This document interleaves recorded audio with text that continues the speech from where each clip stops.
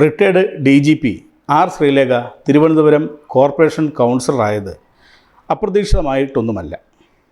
എല്ലാവരും പ്രതീക്ഷിച്ചതായിരുന്നു.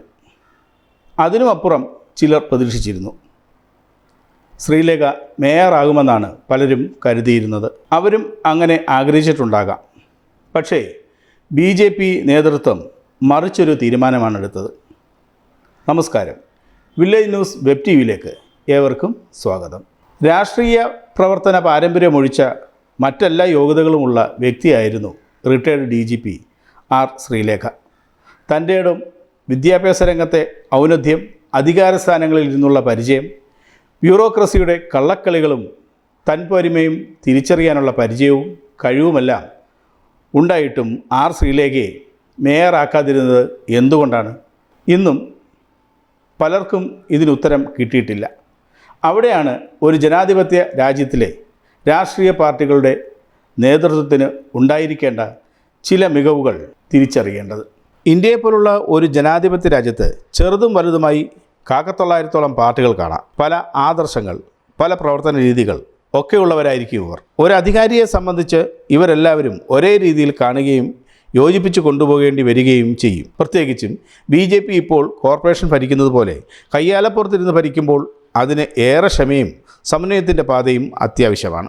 അടുത്ത കാലത്ത് BJPയിലെത്തിയ ശ്രീലേഖയിൽ ഈ നയചാതുര്യം ദർശിക്കാത്തതാവാം മേയർ കസേരയിൽ നിന്ന് ശ്രീലേഖയെ അകറ്റിയത്. ഒരു പോലീസ് ഉദ്യോഗസ്ഥൻ്റെ കടുംപിടുത്തത്തോടെ നിയമത്തിൽ നിന്ന് അണുവിട വ്യതിചലിക്കാതെ ഒരു ജനപ്രതിനിധിക്ക് മുന്നോട്ട് പോകാനാകില്ലെന്ന് ആർ ശ്രീലേഖ ഇപ്പോഴും തിരിച്ചറിഞ്ഞിട്ടില്ലെന്ന് വേണം അവരുടെ ചില പ്രവർത്തനങ്ങളിൽ നിന്ന് നമുക്ക് ഊഹിക്കാൻ. കൗൺസിലറായി സത്യപ്രതിജ്ഞ ചെയ്ത് ചുരുങ്ങിയ ദിവസങ്ങൾക്കകമാണ് ആർ ശ്രീലേഖയും VK പ്രശാന്തുമായുള്ള അഭിപ്രായ സംഘടന നടന്നത്.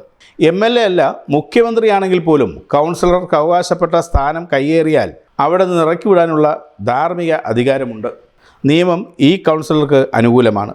MLAക്ക് ഒരു ഓഫീസ് കണ്ടെത്താൻ വിശാലമായ ഒരു ഏരിയ തന്നെ ഉണ്ട് താനും. പക്ഷേ ശ്രീലേഖ ഒന്നോർത്തില്ല. തികച്ചും സഹോദരി സ്ഥാനത്ത് നിന്നുകൊണ്ടാണ് ആവശ്യപ്പെട്ടതെങ്കിലും അത് VK പ്രശാന്ത് എന്ന ജനകീയ നായകനായ MLAയോടായിരുന്നു. പ്രശാന്ത് CPM MLA ആണെന്നുള്ള കാര്യവും ശ്രീലേഖ മറന്നു. എതിരാളികളെ തളർത്താൻ ഏതറ്റം വരെയും പോകാൻ മടിയില്ലാത്ത CPM അത് വിവാദമാക്കി. MLA ന്യായീകരിക്കപ്പെടുന്ന ഒരു അന്തരീക്ഷവും സൃഷ്ടിക്കപ്പെട്ടു. നിയമവഴിയിൽ പരാജയപ്പെടുമെന്ന് ഉറപ്പായതാകാം ഒടുവിൽ VK പ്രശാന്ത് ഓഫീസ് മാറി. പക്ഷേ MLA അനീതിക്കിരയാകേണ്ടി വന്നെന്ന ഒരു വികാരം ഇളക്കിവിടാൻ CPMനും VK പ്രശാന്തിനും കഴിഞ്ഞു. ഇതുപോലെ തന്നെ CPM വീണ്ടും ഉയർത്തിവിട്ടിരിക്കുന്നത് ശാസ്തമംഗലത്തെ മുൻ സ്ഥാനാർത്ഥിയായിരുന്ന ആർ അമൃതയാണ് പുതിയ ആരോപണമായി രംഗത്തെത്തിയിരിക്കുന്നത്. ശാസ്തമംഗലത്തെ ഹെൽത്ത് സെൻ്ററിന് മുന്നിൽ പ്രവർത്തിച്ചു വന്ന 24 മണിക്കൂർ segregated dry waste collection hub നിർത്തലാക്കാൻ കൗൺസിലർ ആർ ശ്രീലേഖയുടെ നേതൃത്വത്തിൽ ശ്രമം നടക്കുന്നതായാണ് അമൃത ഫേസ്ബുക്ക് പോസ്റ്റിലൂടെ വ്യക്തമാക്കിയിരിക്കുന്നത്.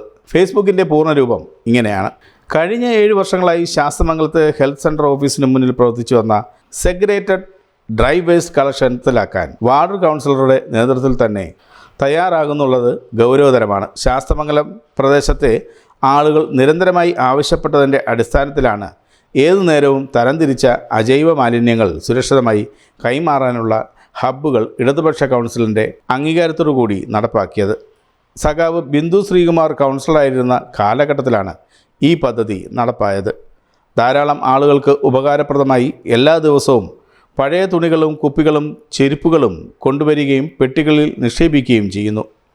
ജനങ്ങൾക്ക് ഉപകാരപ്പെടുന്ന ഈ പദ്ധതിയാണ് ഇപ്പോഴത്തെ കൗൺസിലർ നേതൃത്വത്തിൽ ഇല്ലാതാക്കാൻ ശ്രമിക്കുന്നത്. ഈ വിഷയത്തിൽ ശക്തമായ ജനരോഷം ഉയർന്നു വരേണ്ടതാണ്. ഈ ആരോപണത്തിൻ്റെ യാഥാർത്ഥ്യം നമുക്കറിയാനായിട്ടില്ല. ആർ ശ്രീലേഖയുടെ പ്രതികരണം പുറത്തു വന്നിട്ടുമില്ല. നിയമം ആരുടെ ഭാഗത്താണെന്നും നമുക്കറിയില്ല. നിയമം അനുശാസിക്കുന്ന ജനോപകാര പദ്ധതിയാണിതെങ്കിൽ അതിൻ്റെ മേൽ കൈവയ്ക്കുമ്പോൾ കൗൺസിലർ രണ്ടാമതൊന്ന് ആലോചിക്കേണ്ടതാണ്. അതല്ല, ശരിയായ നടപടിയാണെങ്കിൽ ജനത്തെ വിശ്വാസത്തിലെടുത്ത് സമന്വയത്തിൻ്റെ പാത തിരിച്ചറിയേണ്ടതുമുണ്ട്.